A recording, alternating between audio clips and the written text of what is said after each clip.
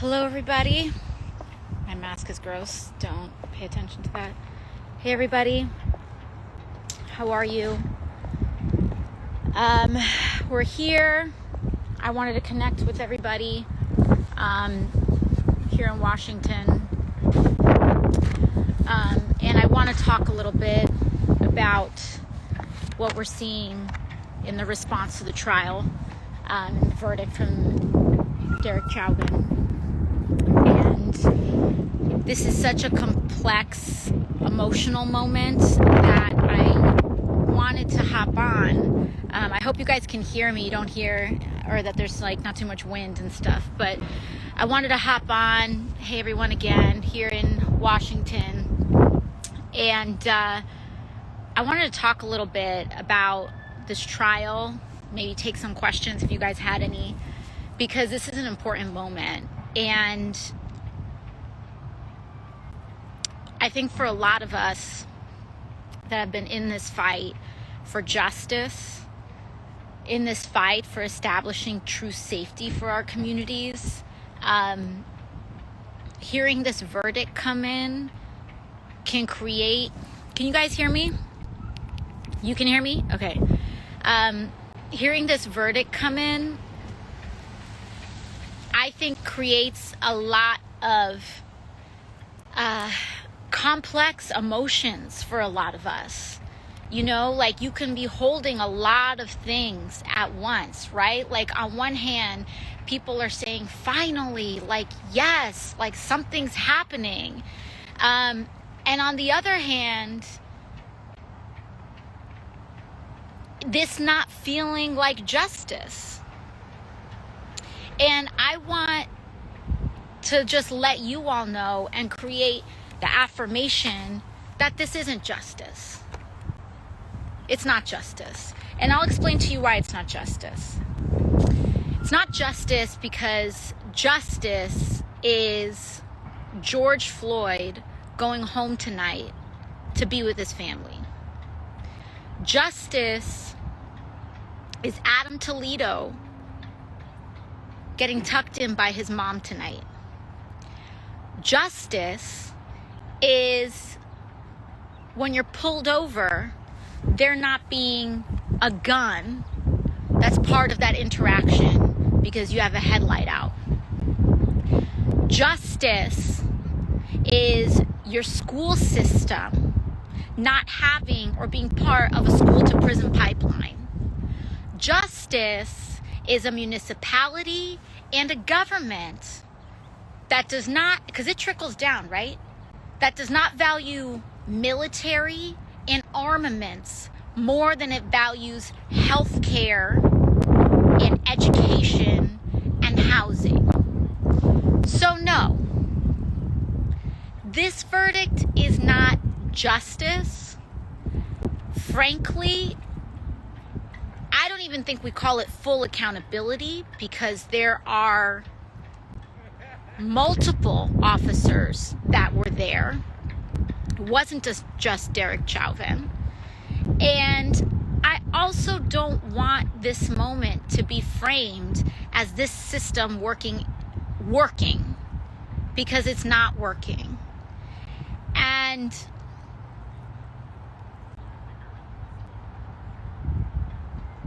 that's what creates a lot of complexity in this moment.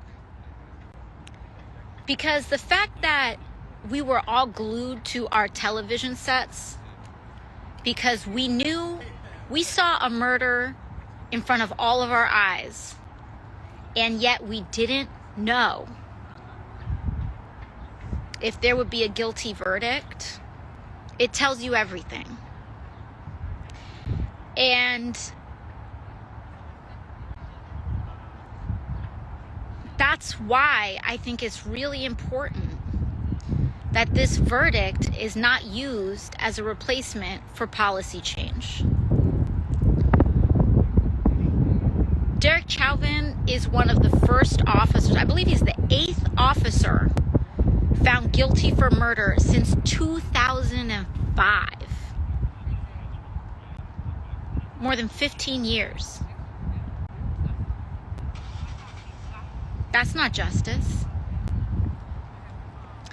And so we have a lot of work to do, because verdicts are not a replacement for policy change. Verdicts are not a substitute. You know, a jury doing its job in its system is not a replacement for us doing our job in that system. And there are way too many people, including my colleagues, that think that's the case.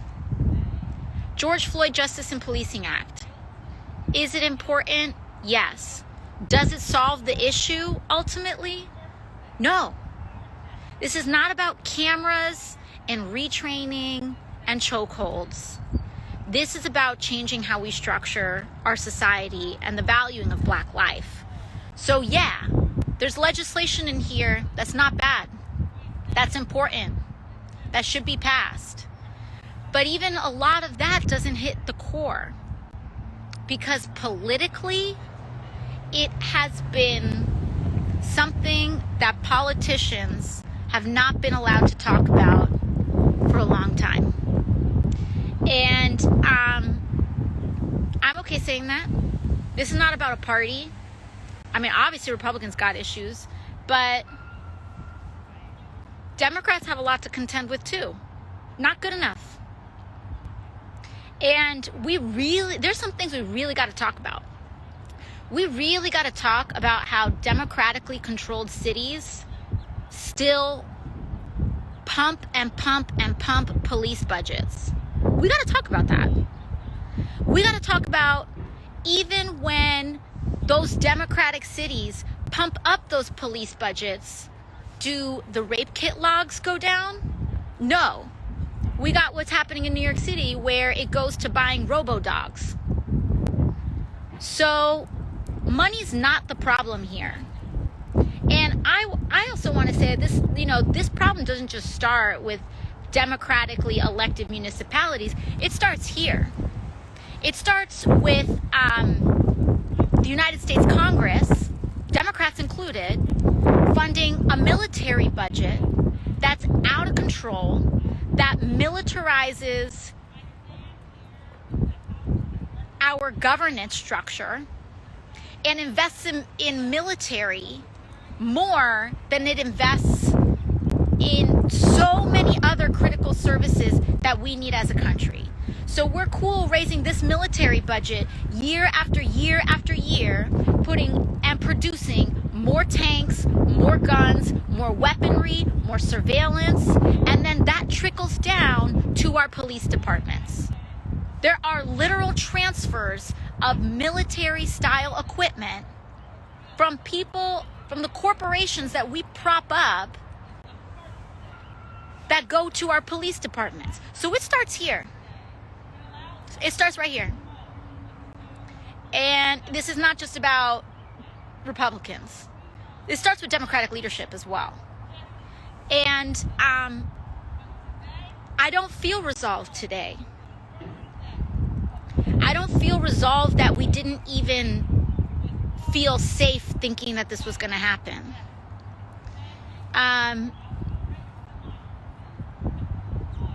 This right here, this is where a lot of surveillance comes from. Surveillance technology. And then when people want to put, when we have police departments, NYPD, that wants to put facial recognition in the subway system, where do you think that comes from? It comes from right here.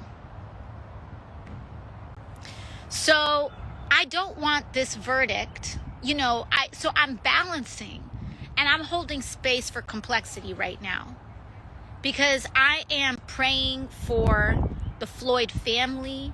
I'm praying for the city of Minneapolis. I'm praying for our communities that feel surveilled, that they feel like they can't even go to a nice store without picking something up and buying something because you're afraid of being accused of stealing something. Like, I want to hold space and feel like,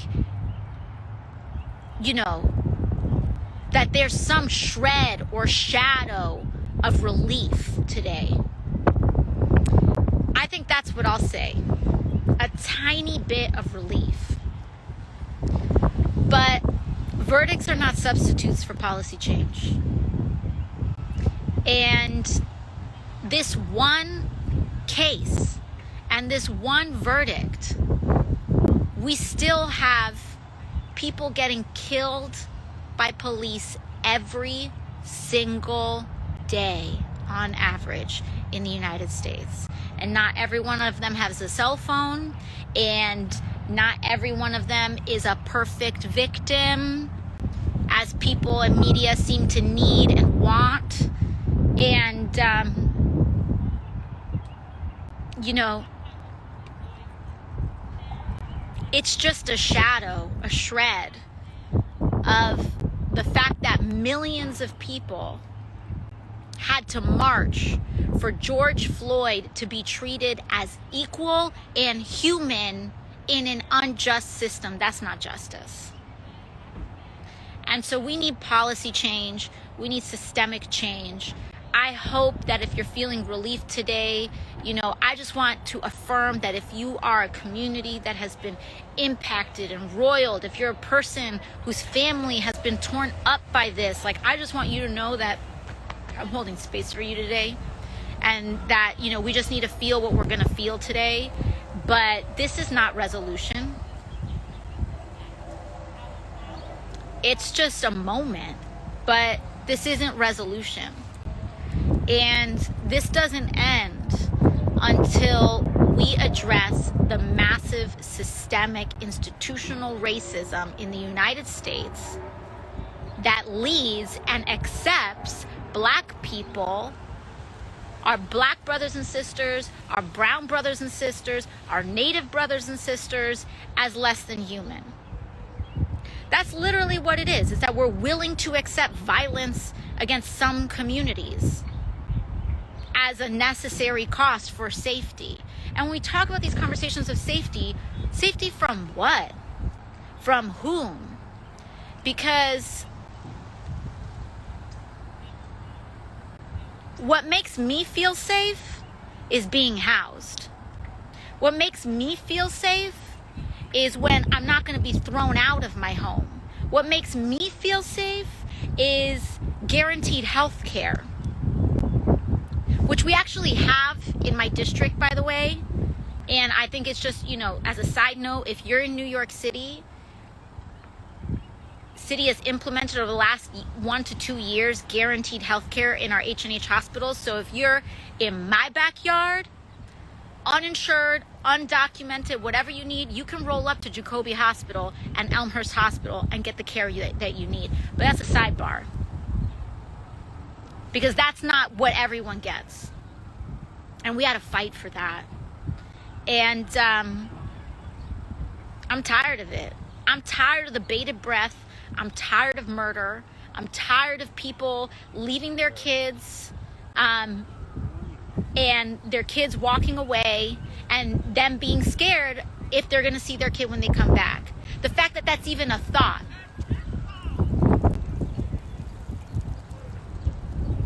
That's what we're after.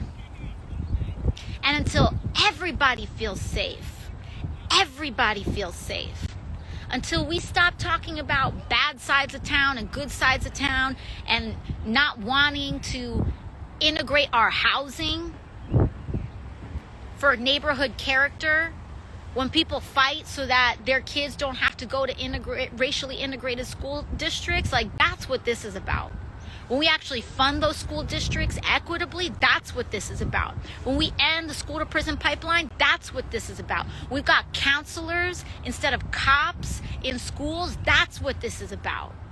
That's what this is about. And so long as we fund, you know, budgets are moral documents. They communicate our priorities. And so long as healthcare is not number one, healthcare is not our highest priority. So long as education is not number one, education is not our highest priority. And so long as weaponry remains the top thing, that's our number one priority. So I just want to affirm you all, if you don't feel relief today, good. If you feel a little bit of relief today, also good. Like, this is a human moment. I want to hold space, because this is not, but what this is not is resolution. It's not resolution. To keep pushing and to keep fighting, because we cannot just think that a verdict is going to happen and act like that's going to protect us and everybody else in this country. We can't be placated with that. Like, this is the most basic shred. If George Floyd were anybody else, if he were another race, if he were another gender, etc., would this even be a debate? So, you know, like my sister Ayanna Presley says, we just want to fight so that, because black men deserve to grow old in this country. They deserve to see their grandchildren. And so do the rest of us. So I just want to hold that space for y'all.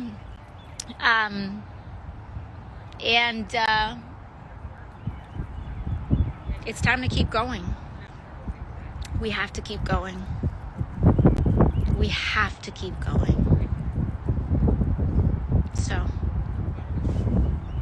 thank you all. And I hope you take some time, hug your family, talk this through with your friends and your loved ones, and, you know, in solidarity. We'll be out there. Bye-bye.